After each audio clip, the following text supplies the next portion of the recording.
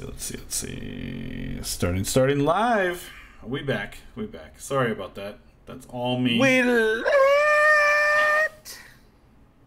part 2, motherfuckers. Electric Boogaloo? Don't do that. What happened? Don't do that. What's wrong? What's the matter with electric. Why? Don't Why? do electric. Come on. Why? Every part 2 man. gets Electric Boogalooed. No? You don't agree? Boogaloo fan. Yeah, I'm just keep saying don't electric Boogaloo fan. All right, so we were talking about Kanye. And Yeah, you got to bring me back, dog. okay, so we were talking about Jay Prince telling the public that he made an OG call to Drake, right? And said that it wasn't feasible. It wasn't a good idea to release his diss track, which would have ended Kanye's career because it could have started some real shit in the street. Okay. All right. So basically, that's where we left off. You have any thoughts on that? Yeah. So, yeah. I'm trying to word this before I say it. Okay. To not sound like a. I think you should just put it out in the universe, B. Yo, fam. What happened? Remember when you heard I Hit It First? And it was like, oh yeah, no, this is a dumbass song. But then you listen, you was like, oh shit. It's a dumbass song, but it was petty enough, right, to make it amazing, right? So here's my idea on it, right? Mm-hmm. If Drake does a song similar, and I don't know if anything happened or anything like that, you know what I'm saying? Right. Drake does a song similar, right? What does it mess up? It messes up Drake's money. Drake is the cool rapping Jewish kid that's a little black. Let's call it what it is, fam. Sure. 50%, maybe. Yeah. Cool. Yeah. Awesome. Yeah. You know what I'm saying? Yeah. 50%. He's 100% Jewish. I'll tell you that. Halahayim. Then you have that. Then you have this street ass Pusha T, right? Yep. I mean, let's keep it 100. Street ass Pusha T. Nobody's gonna say, "Hey, Pusha T went too far." Right. He's only gonna get sales. Right. Drake could lose a lot. You know what I'm saying? Yeah, absolutely. It's like, oh shit. You know what I'm saying? You just put out God's Plan. Yep. God's Plan. All right, you getting your cool upper class listeners back. Yep. And you put Nice for What out. You're really getting them back, fam. I don't know if you want to get into it with this ruffian over here. And that's what I think happened. And Drake was probably gonna say some petty shit. And it was like, yo, I've known you long enough. I've seen what this can get to. You two are similar in caliber to Pac and Big. Big. Okay. You know what I'm saying? Let's keep it 100. Sure. Like Biggie was, and at this time, he was big everywhere, but Pac owned more real estate hip hop wise. Sure. Drake owns more real estate hip hop wise. I can see that. Okay. In this climate, right? Right. But that's not saying that Pusha isn't known and he isn't. He doesn't have real estate. Like, he's fucking famous. It is what it is. It is what it is. I mean, Grinding is one of the hottest songs ever. Yeah. The part of that, kinda. So, you know what I'm saying? Like, I can see Jay Prince saying do that. Jay Prince has also gone to bat for Drake in regards to Baby, in regards to just other street shit that we all know Drake is not accustomed to. Sure. You know what I'm saying? Yeah, absolutely. You know what I'm saying? Doesn't matter who you know in Toronto. You know what I'm saying? That shit isn't here. It isn't here. You where know what I mean? Some real hood shit happens. And it doesn't matter who you know in Memphis, because let's keep it 100. Your dad is fairly rich. Right. Like, you weren't in, like, even your cousins weren't in this shit. Like, you could be in this shit. You know what I'm Right. saying? Right. But you lived in a very nice. You weren't in hustle and flow, fam. Right. You was in a cool part of Memphis. Like, don't get it twisted. Right. So, you know, we're talking money and image here, and what you call it, don't want any parts of that, fam. Nah, he don't want none of that. So the question that I have, and a lot of people that have, is who is Jay Prince and how does he relate to Drake?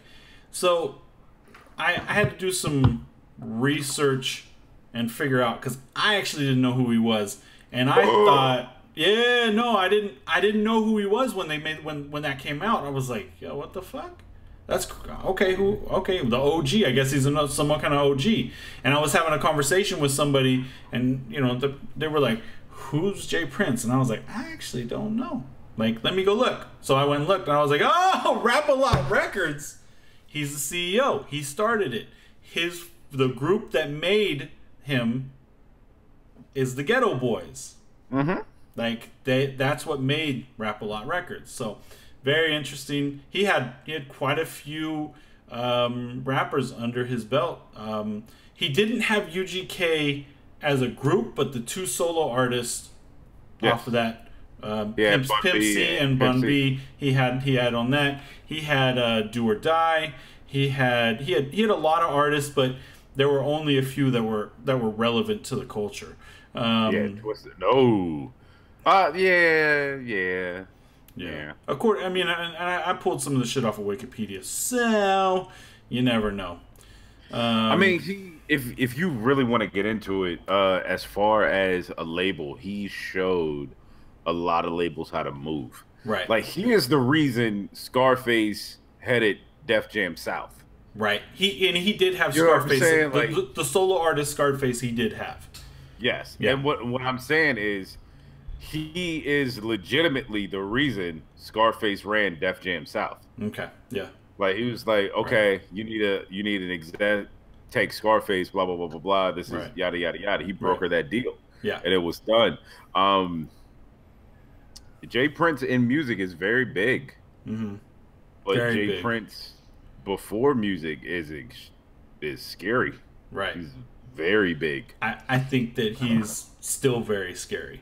True. So I wrote down the list, actually, of all the artists that he had. So he started with the Ghetto Boys. He had Scarface, Devin the Dude, Do or Die, Pimp C, Bun B, and he had Yuck Mouth. So I thought for a long time that Rap-A-Lot Records was a Bay Area based. I thought it was a Bay Area based label because I would go through San Francisco and Oakland, and you'd see Rap-A-Lot stickers everywhere. Well, that's because they were repping Yuck Mouth, who is part of the Loonies. But Yuck Mouth. Loonies weren't on? Huh? Loonies weren't on? No, Loonies are on their own. They bounced around to a whole bunch of different labels. Again, according to Wikipedia. Yuck Mouth definitely on his own was a part of that. Oh. No, you're good. You're good. Okay, you're good. There you go. So, yeah. So I'm getting low output on the YouTube, so just hang tough with this. I don't know if it's YouTube itself or if it is. I'm showing it's got to be YouTube because I'm showing on my side that it's good.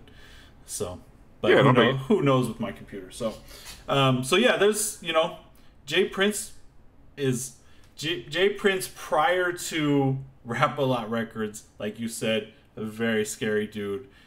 Made a lot of money in the streets, and there's some stuff in there.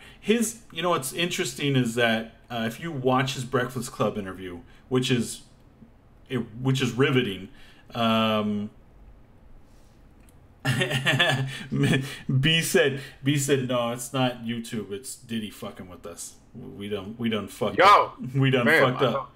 My fault. That was on me. That's me. Yo, Diddy, drop that diss on us. We ready. So prior to Rap-A-Lot Records, he was definitely out there, and there he tells a story on Breakfast Club about the the feds that were chasing him, and he says that they wanted to kill him. He says that there was an episode where he got pulled over and they tried to pull him into a dark lot, and he was like, "No, I'm not pulling over into that dark lot. I'm pulling over to the gas station over here where it's well lit." Cop walks up. He says, "I told you to pull over back there." He says, "I don't know what you're trying to do, but I'm not pulling into a dark lot so you can shoot me in the dark because you can't see me, and then you make some kind of excuse." He said, "Well, where's your gun at? I know you have one on you." "My gun is under the seat." "Okay. How much cash you got on you?" "Right? I got plenty of cash on me. What do you want me to do? My gun's in the seat, cash is in my pocket, my hands are on my steering wheel. What are you going to do?" Looking for it, so he's insinuating that, looking for any reason to shoot him. Right. Turns out that this officer, well, let me backtrack a little bit. J. Prince went to DC to make sure that it was very clear to the feds that he was dealing with several issues, that he was scared for his life because this cop was chasing him around. Turns out that the cop who was chasing him had several bodies on him. He had killed several people. Anybody that he was messing with, anybody that he was investigating, a lot of people ended up dead. He ended up killing them. So he figured that was next for him. So, there we go. You still there? Yeah, it must be my computer's acting wild. I don't know what's happening here, so I'll have to see if I can debug it or whatever. Yes, I'm watching your stuff. Yeah, it's going in and out. Live, the video output is messed up. Stop it. Damn. This is how we're going to spend episode 16? 4 months today, B. Ah, damn. You shouldn't have hyped it up so much and started talking shit about Diddy. I know. My bad. Sorry, Diddy. Please put us back. Please. We love Revolt TV. Is there are certain people in the industry I would never fuck with. Yes. And it's not like I wouldn't sign to them. It's I would never fuck with them. You know what I'm saying? Jay Prince is one of those cats. Yes. And I made jokes earlier this week. I was like, why the fuck is Jay Prince out here saying anything? And it's funny that he does have a book. But Jay Prince moves behind the scenes. You know what I'm saying? Yeah. But with the book and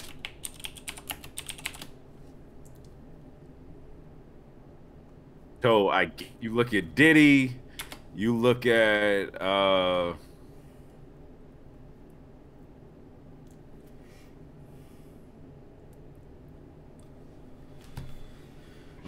Fat Joe, you look at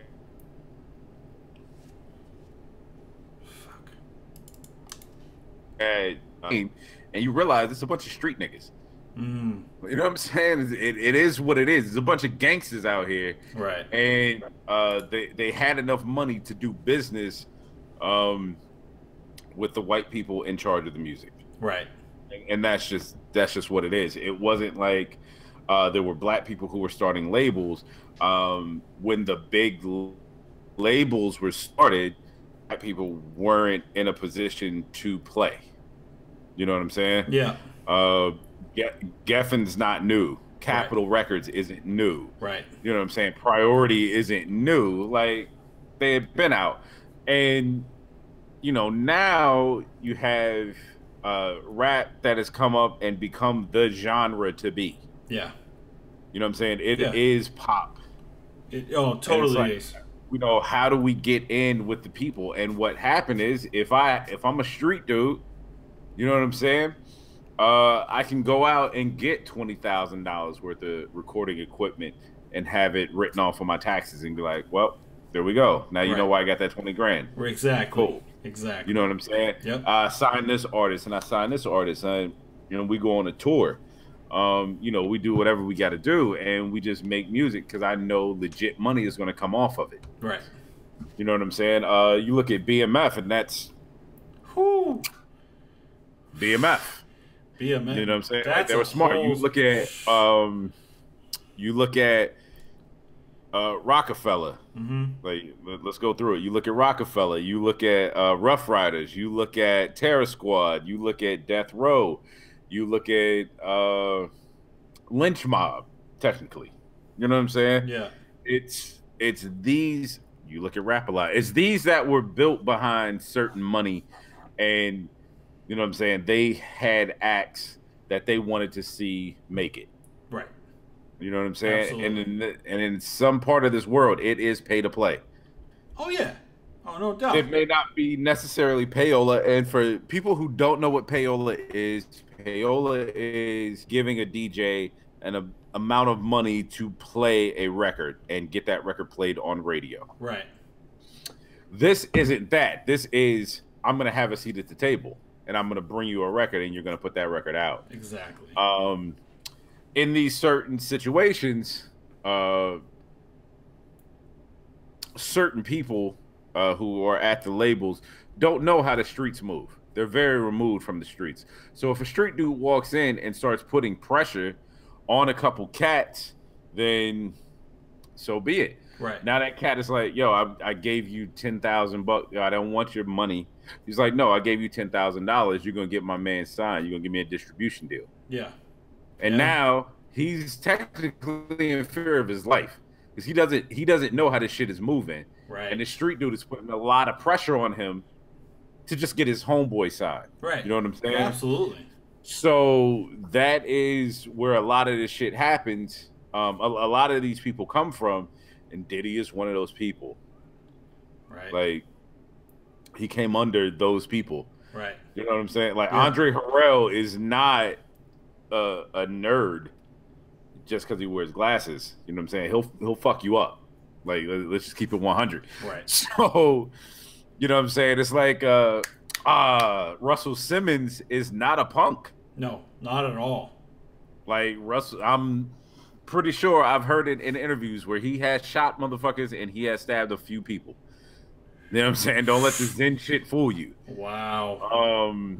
You know, so the shit is out here. So when we talk about a Jay Prince, Jay Prince is really the first person in that situation, you know what I'm saying, coming like as a street dude that has broken every single place he has gone to. Wow. And I really don't know anybody else that's done that. Like, take Terror Squad, for instance. Terror Squad, let's call it what it is. Fat Joe was a huge drug dealer. Wow, he had a deal. Pun, huge drug dealer. That's how they met. Right. Oh, is that right? You know what I'm saying? Oh, wow. Yeah, okay. like, you know what I'm saying? You're in the Bronx, I'm in the Bronx. You know what I'm saying? Yeah. Oh, you do. Oh, you rap? Cool. Don't be on my block. I won't be on your block. Blah, blah, blah, blah, blah. Yo, let's rap together. All right, cool. Let's combine everything. Okay. All right. You know what I'm saying? Yeah. Like, relate. I mean, it is what it is, fam. Right. So, when you know, Fat Joe, Big Pun, they could not break into the West Coast. They couldn't break into the South like that. Mm-hmm. You just said it. In the Bay, they had Rap a Lot. I know in the Midwest, huge shit, Rap a Lot. And I'm like, who the fuck is Rap a Lot? And then I realized, you know what I'm saying? Oh, Scarface and this and this and this. Right. And then people shouting out Jay Prince in the 2000s. I'm talking in the 90s. 2000s, in the 20 teens, people are still shouting out Jay Prince. That shit is incredible. Right. Who else are they shouting out like that? Right. Nobody. Like, nobody saying, nobody. Suge out this motherfucker. No. Right. Not at all. You know what I'm saying? Never. Absolutely. You know what I mean? So, Jay Prince is a street dude that knew the business. All right. You know what I'm saying? He proved that just being from Houston does not make you dumb. Yeah. As many people think. You know what I'm saying? Like, it is the South, it is the Midwest tone and dialect and accent that leads people to think that we are slow. Mm-hmm. A little less intelligent. Right. When in fact, we kind of had a business already locked down. Yeah. In more ways than you would ever think. Yeah. You know what I'm saying? It's true. It's absolutely true. So that is it's intelligence with charm is very, very dangerous, and Jay Prince is that dude, man. Yeah. It is what it is. Yeah. I was watching Jesus and Murrow, and he was Jay Prince was clearly on a media tour because he was at Breakfast Club in the morning, Jesus and Murrow at night. I'm sure that he was on several other radio stations and media outlets that same day. Jesus and Murrow sitting next to him was like, yo, he was a scary motherfucker. Like, I legit, you sitting next to me, I legit am scared. And Burrow's all, I think it's Deezus was like, Jay Prince, please don't kill me, please. Yo, keep it like keep it 100. You remember when Deezus and Mero had the shit with I'm new to them, so no, I'm new. All right, so Deezus and Mero said some shit about DJ Envy. Oh yeah, that Envy shit was amazing. So while they're sitting there, Envy all mad and shit. Oh yeah, they was just sitting there like, so like nigga, so what? So what? Like, what do you want to do about it? Like we can walk outside. me. Right. This is me. Right. I'm looking at it like, yo, I watch Envy. Like me. Right. Okay, yo, I'll beat the shit out of you. Right. Now think about it like this. I've met Scarface. Okay. And in Scarface's presence, he is one of the most genuine, nicest dudes I've ever met. Okay. Would never fucking cross him. Mm-hmm. He just has the vibe of I'll blow your shit up. But he's cool as fuck. I think that's fair. Now, right? You feel me? Yeah. And we talking about Scarface, and this is the dude that signed Scarface. So now let that sink in. Yeah. How much of a G do you have to be that you signed a G like that? Right. I ain't fucking with Jay Prince. Nobody is. Matter of fact, I heard Jay Prince did one of Scarface's intros to his album. I mean, he always does it, but he did one of the intros, and I'm listening to it. I was like, yo, this is a scary ass dude. Yeah. Like he just has the sound of, yo, I'll fucking kill you. Yeah. It is what it is, man. Jay Prince for life, man. Rap a lot. What up? Exactly. All right. What else are we talking? Oh, I lost my place. There it is. Yo, find it. I got it. So, 6ix9ine, Chief Keef, still beefing. It's been years. Who? I don't think it's been that long. Because 6ix9ine's only been in the game. But I think it's been a while. It's been an ongoing thing, kind of off and on. But 6ix9ine continues to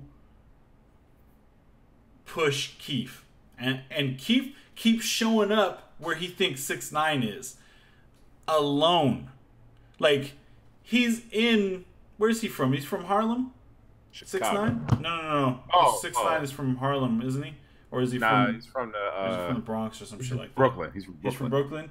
So he's like, I got all my people around me, blah, blah, blah, blah, blah. Right? I got all the people around me, blah, blah. Where you at? You ain't here. But then there's video of Keef in Brooklyn, alone, walking the streets.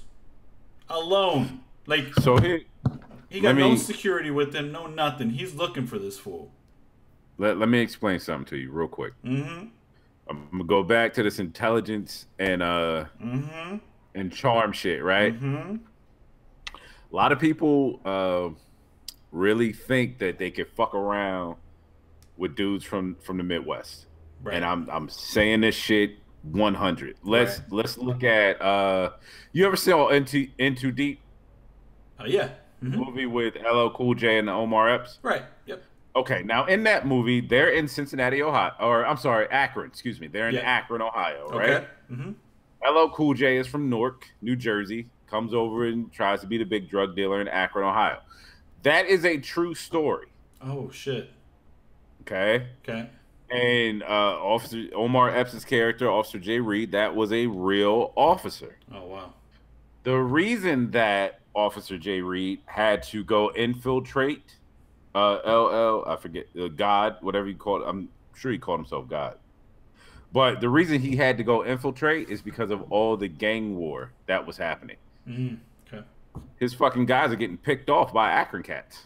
Oh, wow. They're just riding around the corner, walking up, bow, shoot a motherfucker in the back of the head and just walking off. Wow. Like, shit was running red. So he keeps bringing dudes from the East Coast like, yo, I need fucking help. Once this starts to happen, Akron cats see what's going on. They back away because they know the feds are on him. Yeah. He doesn't. Like, you moving money, drugs, guns over the, like, we're just right here. Cool, whatever. Right. So he stopped going on certain places in Akron, right? So cool.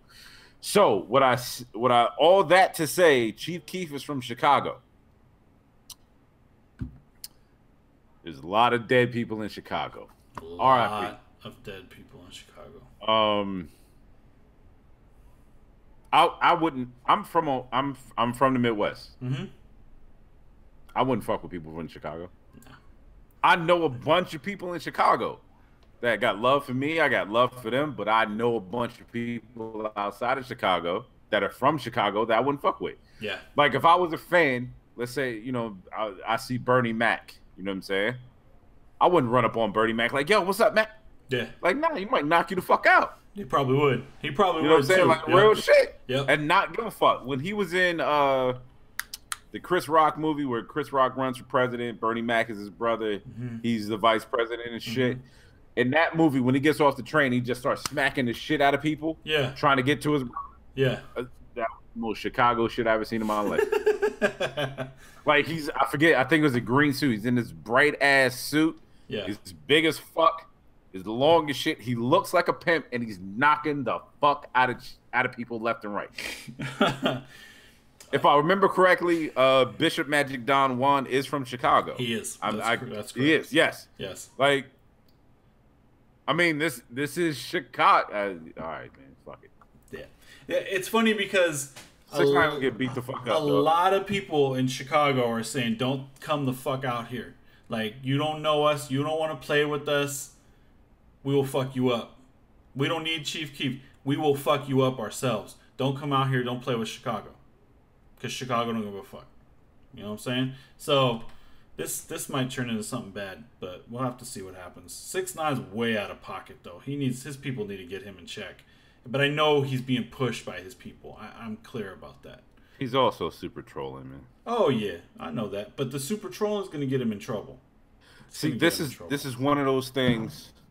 It's like, all right, you're in the lunchroom, right? And you having fun with all your boys, and you cracking jokes about everybody, and then somebody like, yo, leave me the fuck alone. And you don't leave him the fuck alone, and he pulls you in the bathroom and beats the shit out of you. Now you got to go get stitches. Yeah. This is one of those moments. And Chief Keef ain't gonna need stitches, fam. Like, there's too many people that would back him solely on being in Chicago, and nobody in New York's gonna back you. Right. I'm telling you right now. And it's simple as New York is already at itself, and it always has been. Mm-hmm. You know what I'm saying? Yeah. Chicago can be at itself at any given moment in time, but as soon as somebody else starts some shit, they be like, nah, fuck, I can't let you kill my homeboy like that. It's like, that's not your homeboy. Y'all was arguing a minute ago. Right. I don't even fuck what we was arguing about. Yeah. That's my homeboy. If you got some shit to say about it, we're from Chicago. Let's go take a walk around the corner. You know what I'm saying? So, Facts. You know, Facts. it is what it is, man. No doubt. I mean, this is why I fuck with Therese so hard, man. People don't understand that. Therese from Chicago, fam. Yep. You know what I mean? I mean, I'm pretty sure her forehead is from Champagne, but she's from Chicago. Like that, though. Oh, yo, that is hilarious. Yo, Therese said when Trump said he was going to send the National Guard out here, niggas laugh like, huh? Oh, okay. And that's real shit. Yeah. Like, all right, I want you to consider what Trump wants to do, right? Wanted to do. He wanted to send the National Guard. I want you to understand what I'm saying. I'm gonna break down how this would happen. Mm-hmm. He wanted to send the National Guard to Chicago to shut shit down. That's correct. So the National Guard does not report to the president. Is that right? He is not their commander in chief. Got it. Okay. Right? Yeah. So what he has to do is make a call to the governor of Illinois and say, hey, I want the National Guard to go here. Because National Guard is military for the USA. Right. For domestic. Right. Okay? Yep. So the governor of Illinois would have to pick up the phone and say, hey, I want the National Guard by order of the president, blah, blah, blah, blah, blah, to go to Chicago. Right. Who the fuck is the National Guard of Illinois? People from fucking Chicago. Exactly. People from fucking Illinois. Right. The Ohio National Guard is from fucking Ohio. The New Jersey National Guard is from fucking New Jersey. Right. Okay, so all right. So now what? I got the National Guard in Chicago. Now what? hey, grandma, the fuck you want me to do? Go shut shit down. I'm not gonna fight with my. Are you out of your fucking mind? Exactly. Like get the fuck out of. Oh, you got a comb over and a fucking tooth. Get off. Get off the subject. Fuck. Yeah. The subject, dog. So, all right. So I don't know how recent this is, but Issa Rae was at the CFDAA Awards, which is apparently is a industry award show for fashion, right? Kanye West is in the crowd. So is his wife. Issa Rae has some things to say. Okay. What'd she say? And this, from just a few hours ago. You know, when I'm left to my own devices, I'm about as fashionable as Kanye is black. Only when it's convenient. You guys, that joke. Wait. I'm gonna play it again. And this, from just a few hours ago. You know, when I'm left to my own devices, I'm about as fashionable as Kanye is black. Only when it's convenient. You guys, that joke was my choice, just like slavery. Come on. He has a #1 album. He's all right. That's my story when they... Yeah, Issa Rae is a damn fool. Waves don't lie.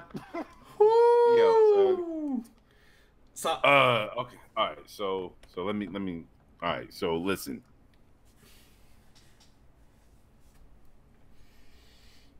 Yeah, that's it. That's all I got. That's it. I mean, we don't really need to touch on that. Oh man, when I heard that, I was dead. Yeah, that's fucking great. Dead. Larry posted that shit, and I fucking lost my mind, bro. that joke was my choice, like slavery. Yo, did we talk about that? I'm pretty sure we did. Yeah, we talked about it. We had a whole episode. We had like 2 episodes in a row that were just Kanye. Just Kanye. He fucked up, man. He really fucked up. But it didn't hurt his record sales, did it? Yeah, dude. He's #1 right now. That don't mean shit. I understand that. All right, moving on. I'm just saying, it doesn't. I know. I get it. What's his album called? I don't even care. Joel Santana, Lil Wayne, collab. Who did you say? Joel Santana. Oh. And Lil Wayne apparently have a collab coming. Dog, I thought you said Joel Santana. I'm like, no. No. All right. What did you say? What did you say his name was? Jules. Jewels. Oh, my bad. I knew that too, and I fucked it up. Yo, shut the shit down. I'm fucking over it. Shut this shit down. Fam, I know I ain't bugging out. Nah. I know I ain't bugging out right now, dog. The fact of the matter is, do we care? Do we care? All right, so they have don't they have a bunch of collabs already? Like they got a bunch of collab mixtapes, and they were hot. Okay. It was Backlight Crack, Volume 1, 2, and 3, and I was like, "Yo, this is dope." And I'm not a fan of either, really. You know what I'm saying? Yeah. Like Wells has great beats. I've never been a fan of Wayne. Okay. Like a lollipop. Like he has bangers, but I don't really care about any of his music, right? So when I hear this, I'm like, oh shit.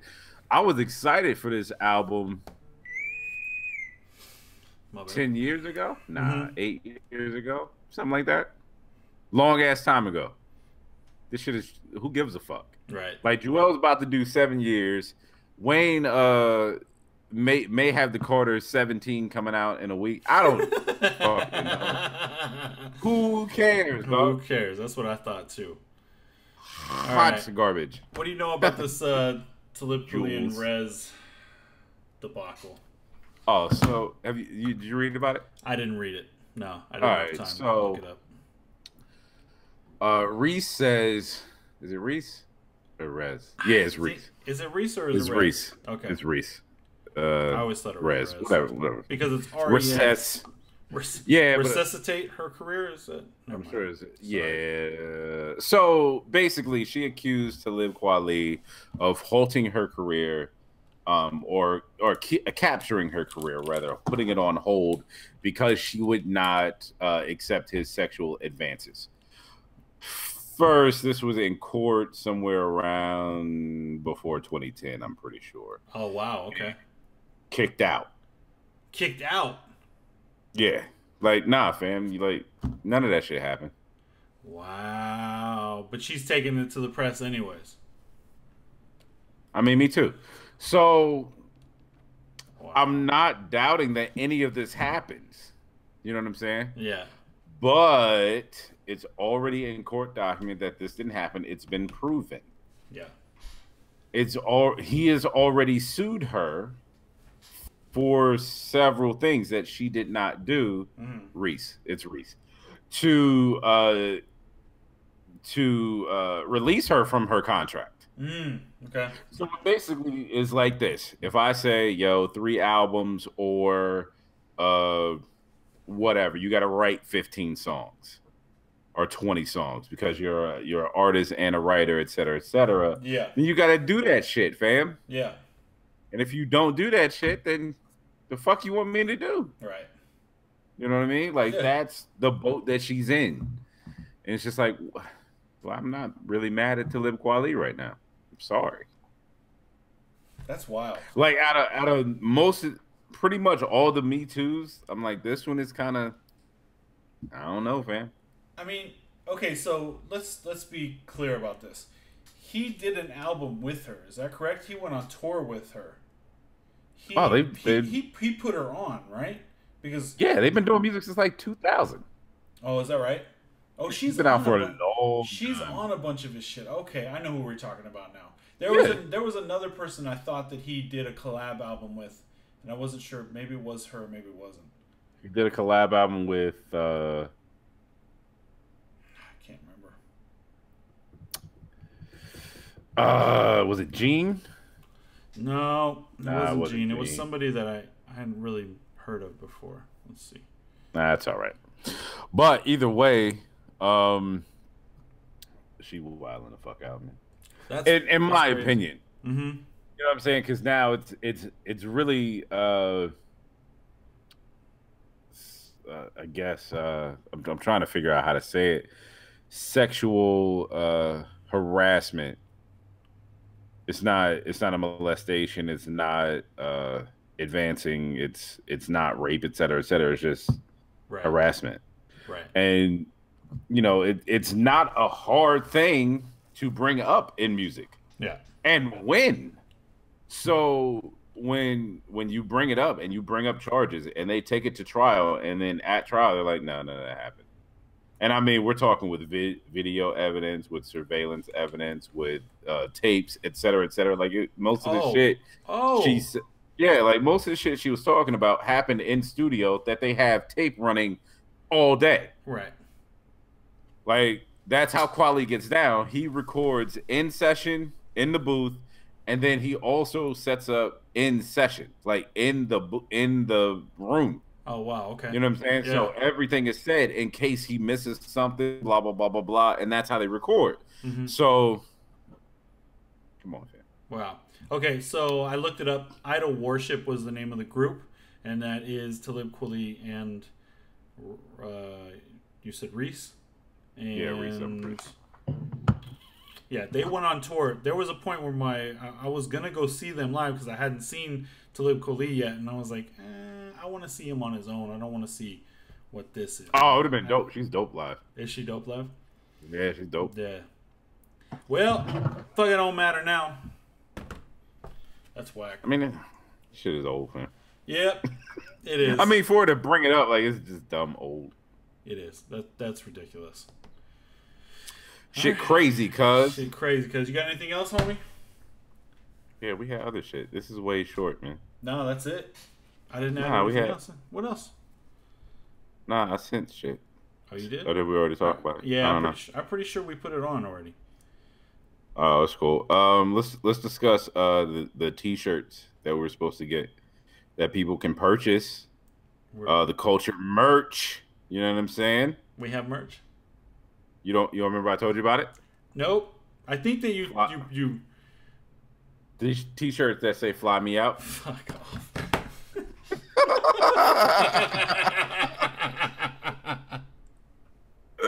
I hate y'all today. You motherfuckers been trolling me all fucking day. God damn it. Oh, that's what it was. Kevin fucking Hart. I cut that shit out. I cut it out. Fuck that. Fuck that. Oh, let's look. Let's look. Okay. Go look. Let's talk about it. Because I put it up on my story. Right now, I've got these motherfuckers. Why y'all gonna look? There's 47 goddamn views and nobody's gonna vote. I have it's 50-50 right now. Okay, we're 12 hours in. It's 50-50. And that's fine. 9 votes for yes that they fuck with them. 9 votes hell no. Now here's my thing. All right, so you said that the black audience left Kevin Hart a long time ago. Here is my only argument is the people that left him, quote unquote, a long time ago never fucked with him. That's got to be it. So the thing is, the people who fucked with him before are saying the things that I'm saying. Like, sure. Yo, he was really funny in the beginning, and he started trailing off. It looks like he's doing too much work. Yeah. You know what I'm saying? Exactly. He's running the Eddie Murphy gauntlet that everybody does. Like, let's keep it 100. But he's making that 15 minutes last too long. Yeah. You know what I'm saying? When you have 17 movies with The Rock alone, it's just you and him. You know what I'm saying? Like, we get it. We don't want to see it anymore. And every time that The Rock and you are together, you get bodied by The Rock. You get bodied by The Rock. Like, I mean, The Rock is funny, though. He's fucking hilarious, dude. He's fucking hilarious. But it was like, have you ever seen Get Hard? It's Kevin Hart and Will Ferrell. I don't think I saw it. Hilarious movie. Yeah. Kevin's funny in the movie. Oh, yeah. That's the one where he has to go to jail, right? Will Ferrell has to go to jail? Yeah. Yes. Will Ferrell has to go to jail. I haven't seen it, but yeah. I see it. Like, he has some really good movies. He has the one where he's playing the dude, basically Eazy-E. Okay. You know what I'm saying? I forgot the name of the movie. Fucking hilarious. He has some really good roles. Yeah. The thing is, the stand-up he's got, in my opinion, he's got to move away from that stand-up. He does. It's not. Stand-up's not funny anymore. It's not. It's not. And it's him not being like, you don't want to watch the comedian who's already made it. I know. And that's where he is. I know why. I know why he's doing it, because he's making an assload of money doing it. Duh, he sold out arenas. Yeah. First comedian to sell out arenas. I mean, yeah. You know. So, I don't know. It is what it is. But how much is, like, you probably got enough now. Yeah. You know what I'm saying? I mean, I get it. You know what I'm saying? You always dreamed of this, and now you have it. You wanted, you know what I'm saying? You wanted the fame, and you're proving people wrong, and that's what it is. Right. Because if you read his book, the reason he goes so hard is because of this. People told him he could not do it. Mm-hmm. He would never be here. Mm-hmm. I remember in the interview, he said he went on stage, and he probably got like 10 minutes in, 10, 15 minutes. That's what you get. And when he got off, the owner of the club was a famous manager, and everybody who came in there, he would tell them if he saw it or not. And he was like, "No, I don't see it, Kevin. You know, I don't think this is going to be for you. Do something else." Yeah. And now look at him. Mm-hmm. You know what I'm saying? Like legitimately. Yeah. Like he changed the face of comedy. No doubt that the grind, that his grind is amazing. No doubt. No doubt. And his first major stand-up, his first big special, is one of the best stand-ups I've seen. But like, he has 4 now. He has 4, but I'm talking like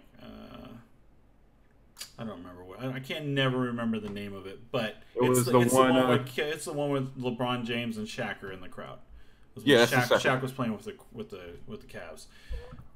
Fucking amazing. That's fucking one of the funniest things I've ever seen. Every time I watch it, I can't breathe. I cannot breathe because that when he does fucking Shaq falling,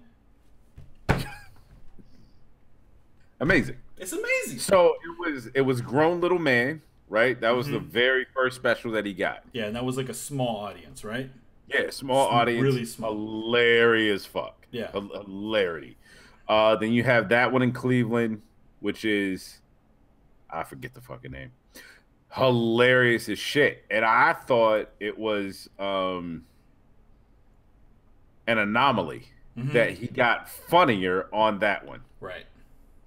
But in that same breath, he had the best writing team in comedy. You know what I'm saying? Yeah. Then you move on to the one right after that, which is still funny. You know what I'm saying? And if you look at it, that's good. The one where he's talking about he went out with D Wade. Right. I mean, that's the one where he's like, you know, he's talking about his dad in the sweatpants and no drawers on. Yeah. But he started it out like, oh shit, you know, I can't go out with my basketball friends because they got money, I ain't got no fucking money. And I'm pretty sure he was talking about D Wade or LeBron. It's one of those two. I think he was talking about D Wade.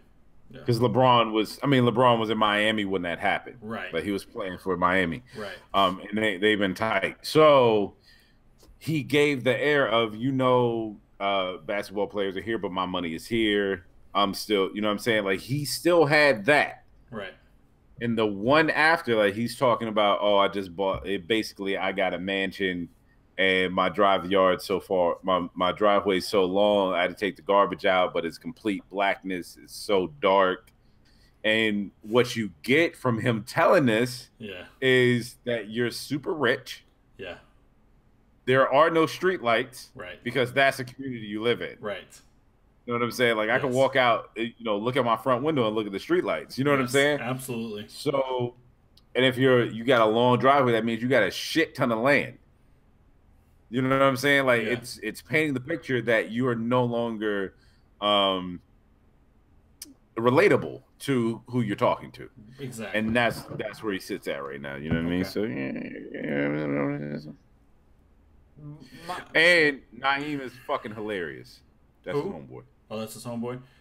His team is amazing. I mean, he takes them everywhere. Like, I have mad respect for him on the grind to a certain point.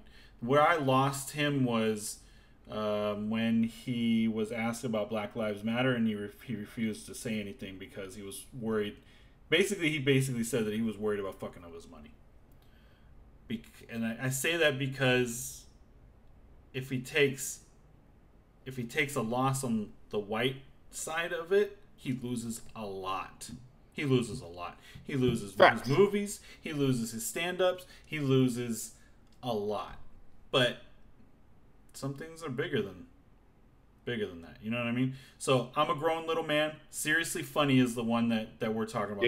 That's the best. Laugh at My Pain. That's after his divorce. It's okay. That's where the pineapples joke comes in. That part is hilarious.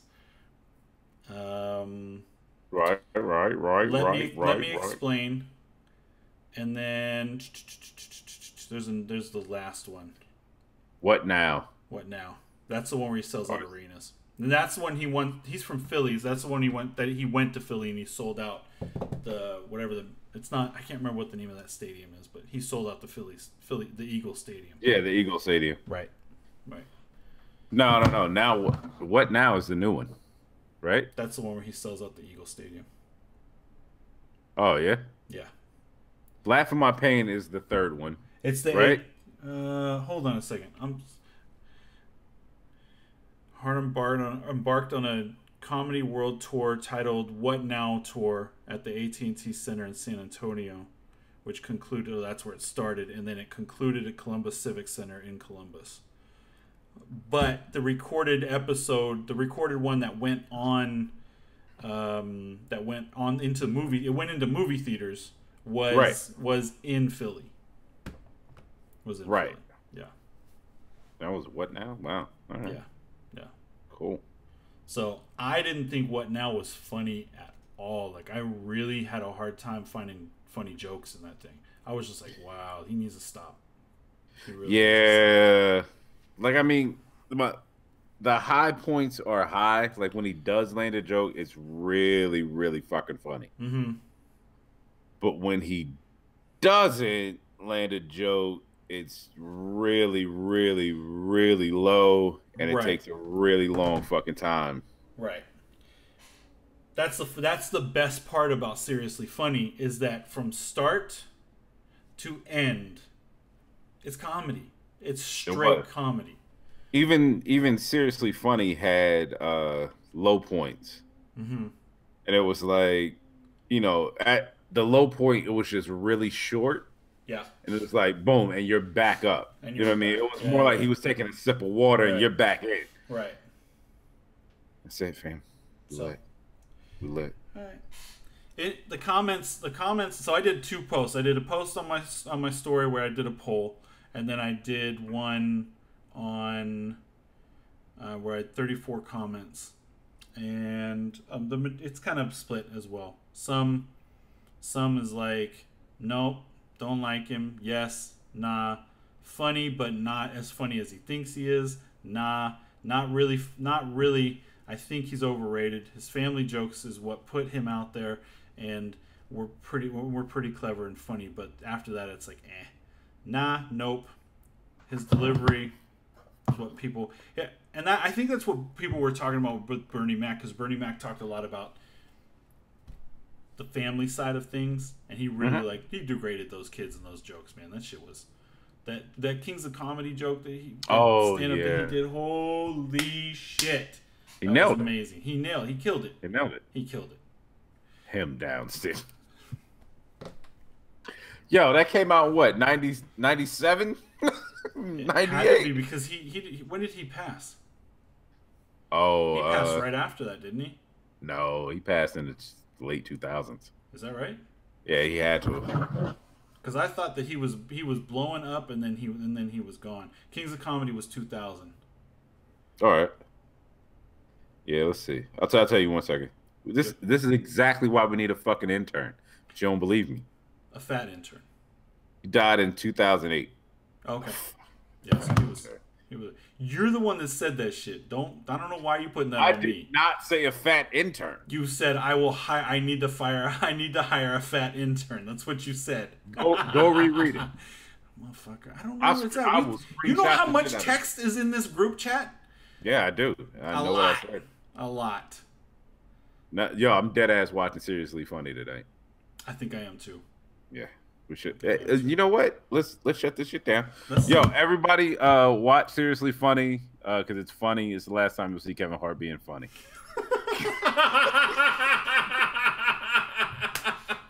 or when he got denied getting on the Phillies stage at the Super Bowl. Man, that shit was fucking hilarious. You know me?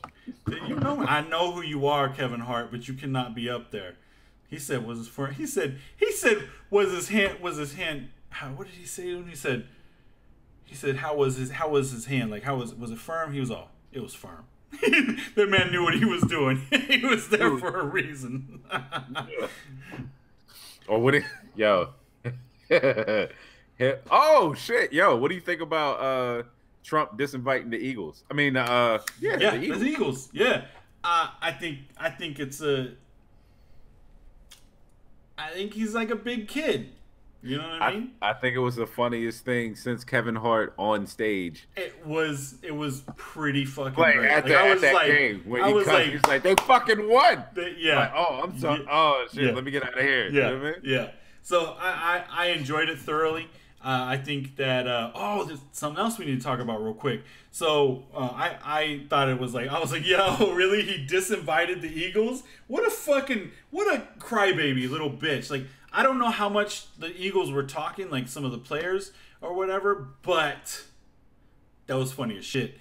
The best thing that I saw from all of this, and I don't remember the player's name, I'm with you. but he's standing in his locker room and he's surrounded by the press, and the press is pounding him, Trump this, Trump that. What do you think of this? What do you think of that? He holds up like a big billboard, cue card, and on the cue card, facts about whatever.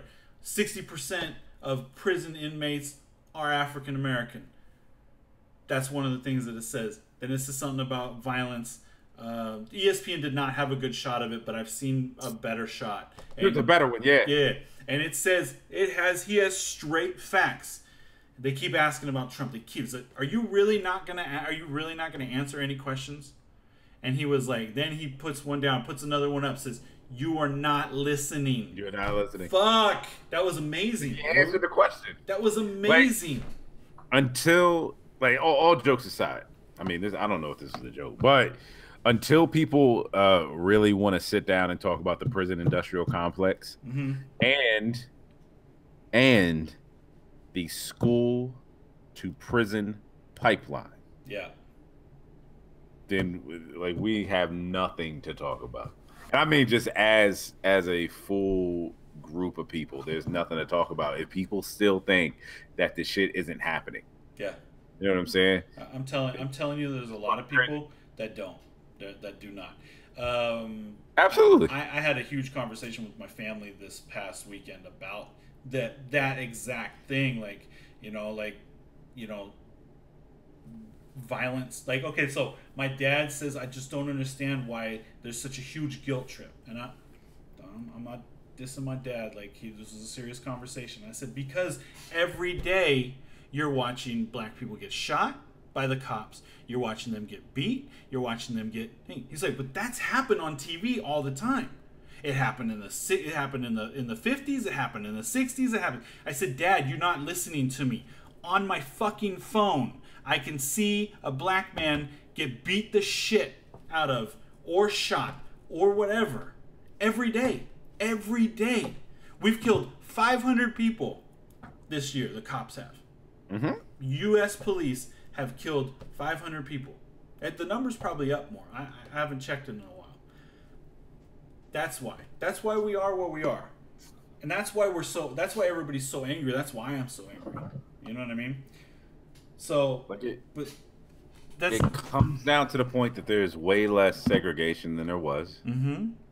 And now you're watching friends, you're watching family die. Yeah. Simply for being a different color.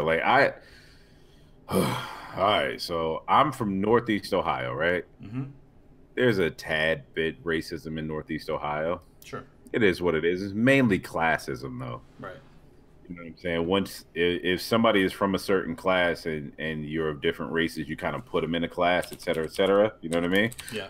And once you find out they're no longer in that class or their money is a little bit longer, et cetera, et cetera, et cetera, then your doors are open. Right. It is what it is. Right.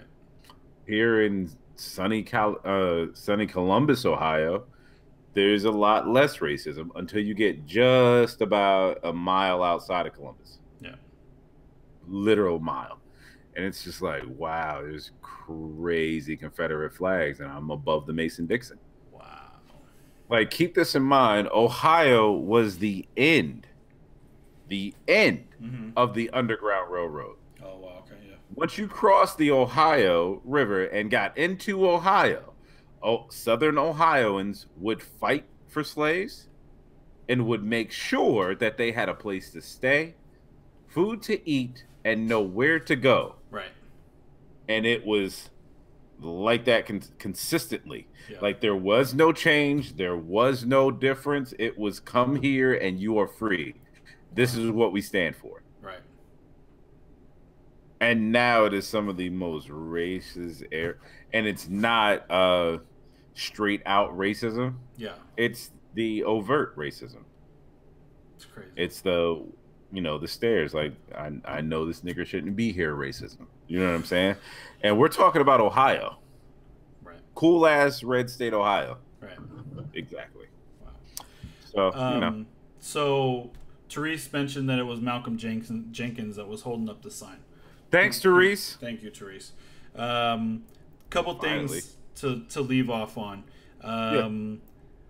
The case of Colin Kaepernick, him suing the NFL, they've subpoenaed a bunch of people.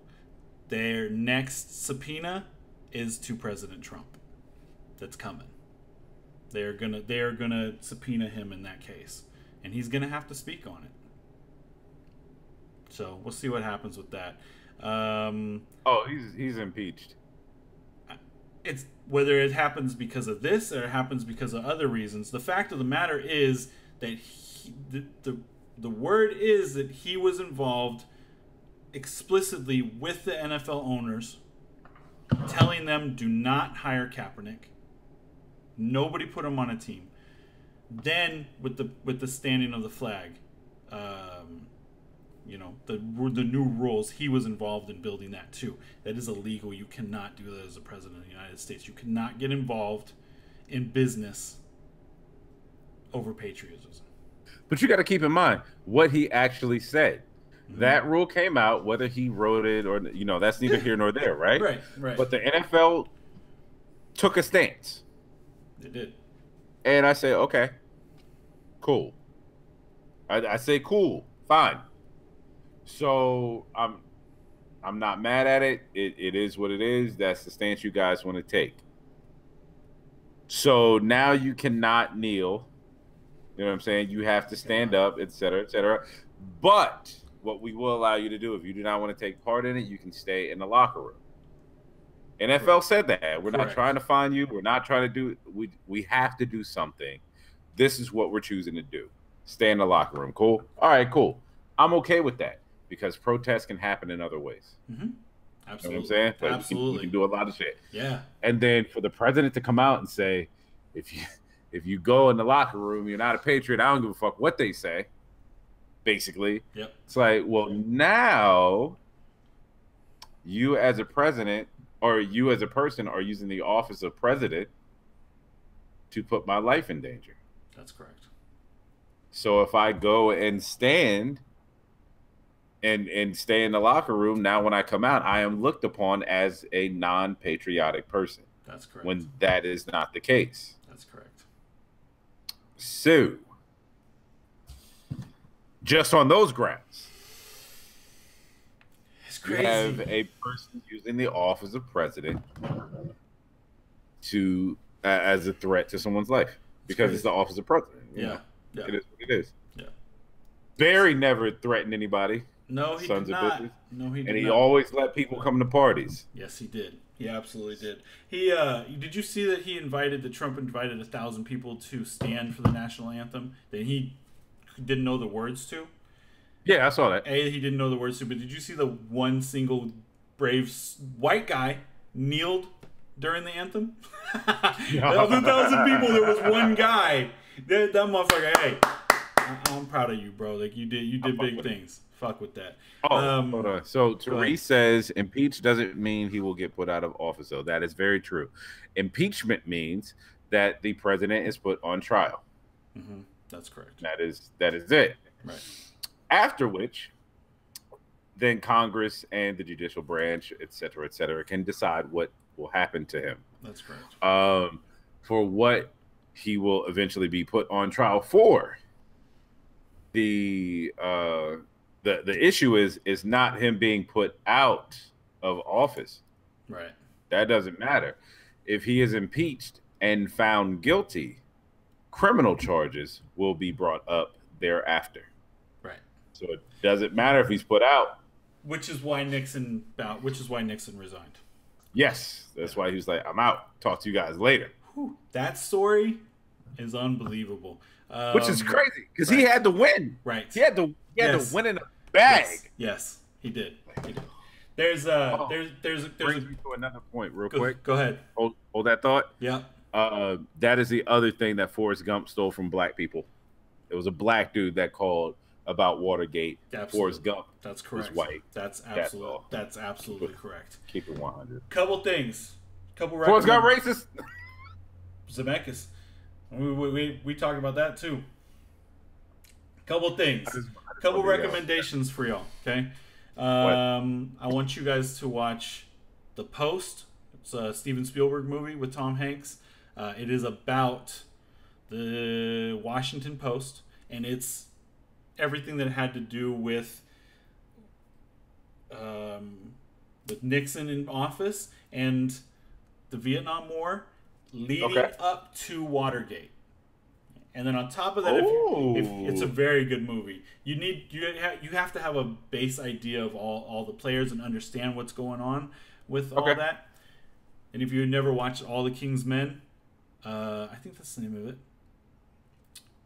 That's also about the two reporters, Bob Woodward and another one, that broke the Watergate case wide open. That's that's an excellent movie too. It's older. It's Robert Redford and something else.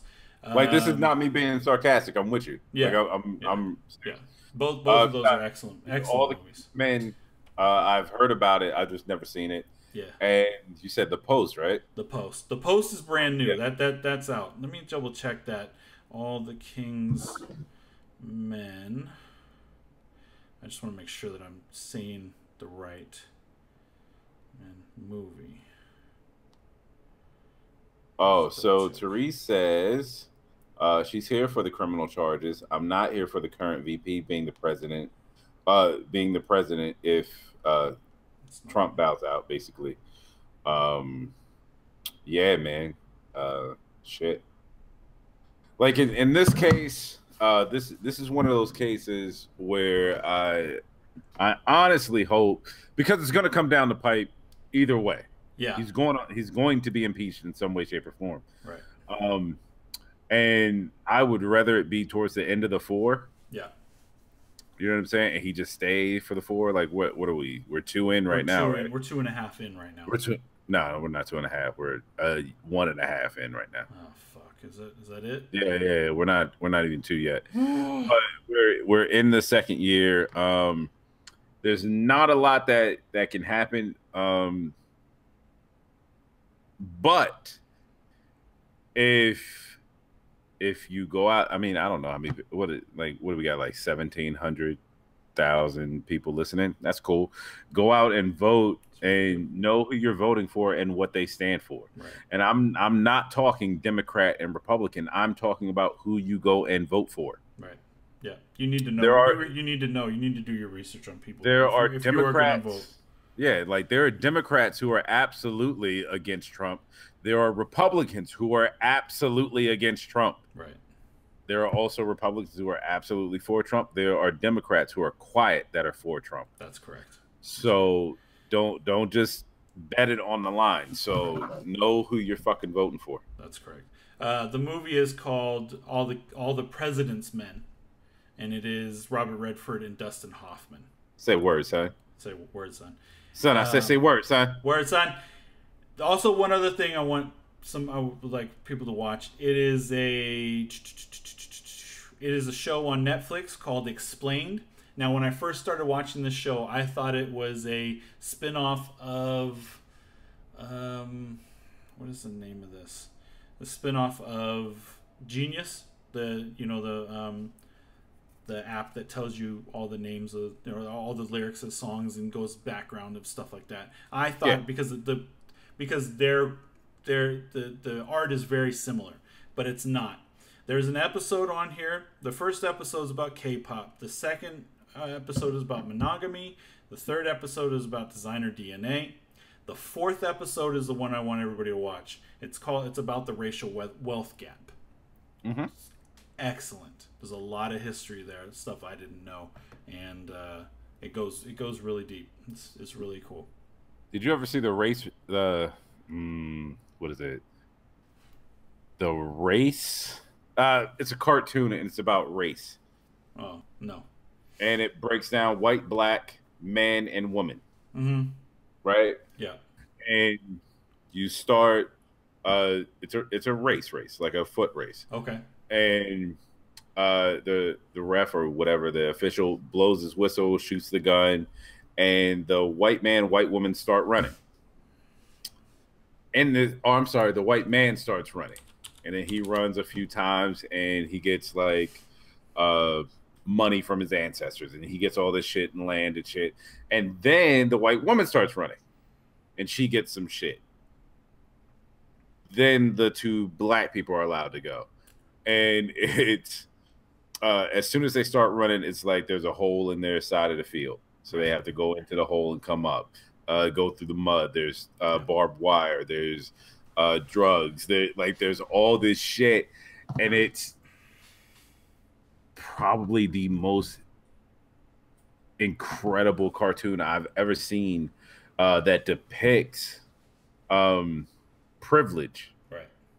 Ever. Like it's the fucking shit, man. So if I find it, I'll send it to you. It's incredible. So the reason that people have equal opportunity, you see it all the time, right? Equal opportunity housing, equal opportunity loans, equal opportunity this and that, is because legit companies were doing subprime mortgages on black people. Color, Wells Fargo was one of the ones that was implicated in that. I don't know if we talked about this, and I could be pulling up for a conversation that we had. I mean, you, Teresa, not right, but it was Toyota. I want to say Toyota was giving car loans out with higher APRs and interest. APR, if you don't know what that is, just count it as interest. Annual point rate or annual percentage rate. Right. They were giving out higher interest loans to people of color than they were to white people. Off rip. Like if I walk in, my score is 720. You walk in, your score is 720. I'm automatically getting 5%, or not even. It's not that high, but I'm getting half to a full percent more on percentage. Yeah.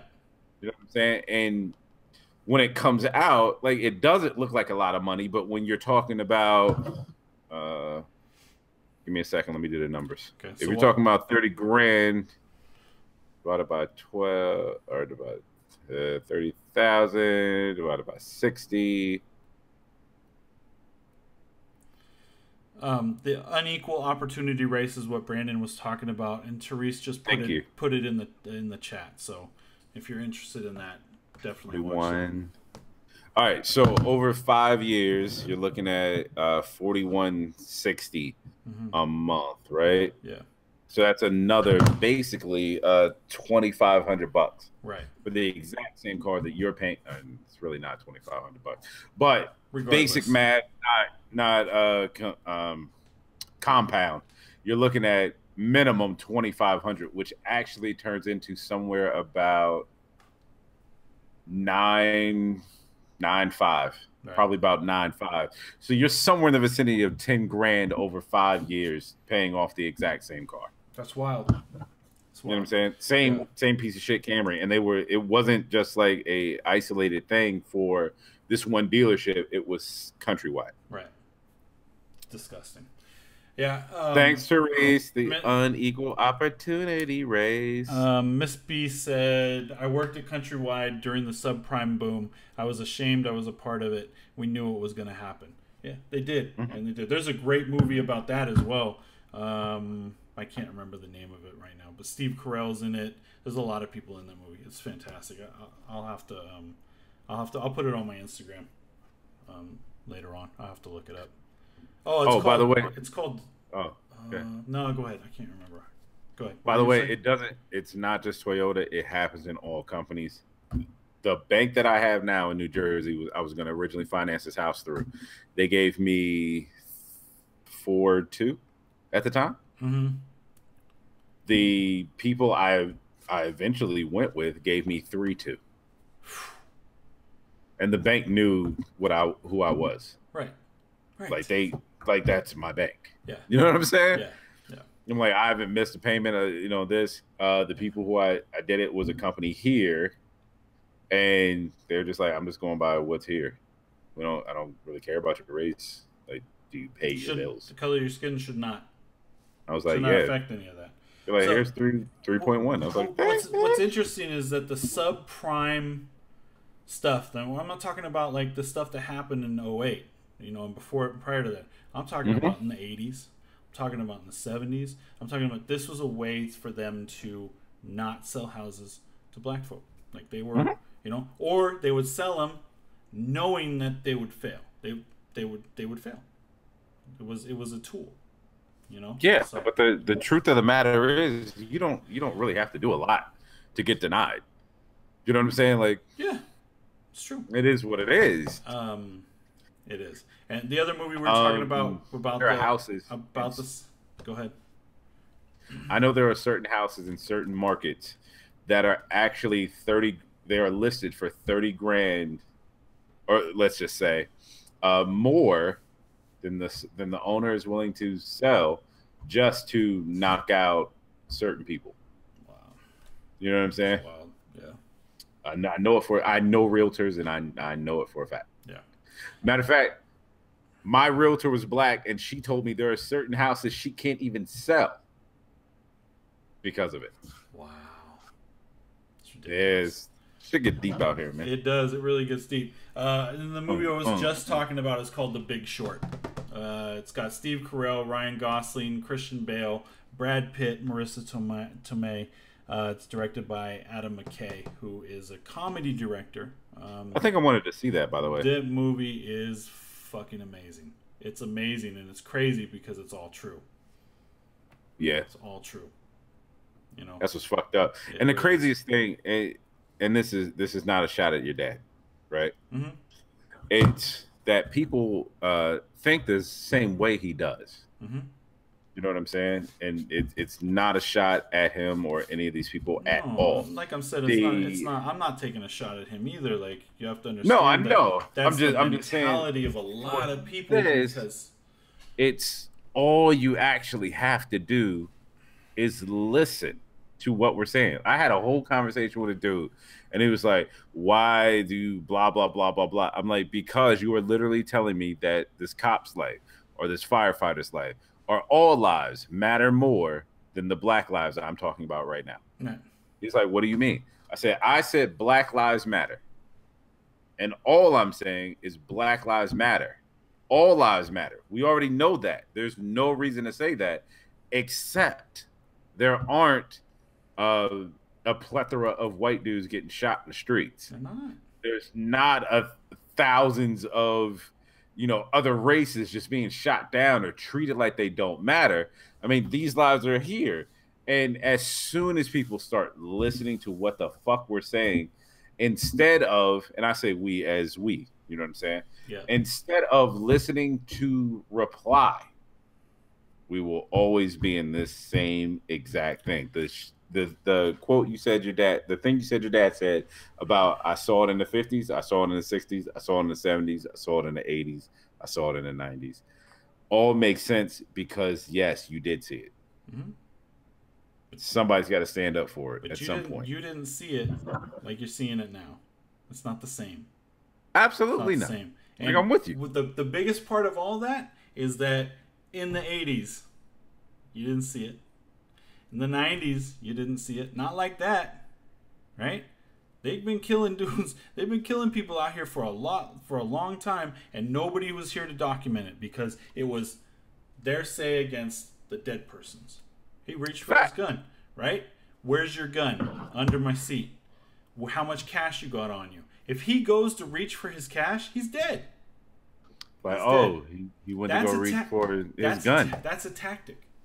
Yeah. He reached for it. It's the same thing that happened to Philando Castile. Yeah. Reached for his wallet that happened to be in his back pocket right next to his gun. The guy knew he had a gun, but he killed him anyways. What was the movie Russell Crowe was in? Shit, that doesn't help you. Yeah, no, you got to go deeper with that. Russell Crowe did a movie. He was an undercover cop. Oh shit, duh. You're talking about what Denzel Washington, yeah, American Gangster. All right, Gangster. So you look at the story of American Gangster, right? Mm-hmm. It's basically a cop versus a bunch of dirty cops. Yeah, you know what I'm saying? At one point, you know what I mean? Like that's what it is, and it took a cop from Jersey to go into New York, right, looking for some shit on the straight and narrow. You've seen Training Day. Like let's talk about, you know what I'm saying, what it is. Training Day was a great movie. Mm-hmm. But if Training Day, wow, they're both Denzel movies. But Training Day and American Gangster are the same movie. Right. Different sides. Yeah. Agreed. You know what I'm saying? There's still a Denzel character in both. And I'm saying like there's an Alonzo in both. It just happens to be a group of white guys versus a group of black white counterparts. You know what I'm saying? Sure. With one good cop. You know what I'm saying? Like there are those cops out there that exist that are good. Case in point, the video we saw the other day. You know what I'm saying? The dude on the phone or whatever, and the cops, fucking with him and then beating his ass. Like he didn't do anything. He might have disrespected him, but that's no reason to beat. That's no reason. Get your ass beat. Like, come on, fam. You know what I'm saying? Let's shut this shit down, man. I'm hungry. Shizzle. Get some food. Yeah, you on the Wendy's? Nah, Doc. I did night before last. Oh, I'm proud of you. What'd you get? Sandwich. It's bomb. Home style, right? Home style spicy? No, I got just a regular one. I'll get the home style next time. Come on, fam. Grow up. Grow up. Shut it down. Shut it down. Good night, everybody. Thanks for sticking around through our issues. I appreciate it. What? Yo, don't forget, tip your waitress and protect your edges, fam. Facts. We'll do part 3 next week. All right. All right. Peace. Lick. I gotta find that. Where's the stop recording? There it is. Yo, I Good night. No, bro. Like I couldn't find the cursor. We out. You not.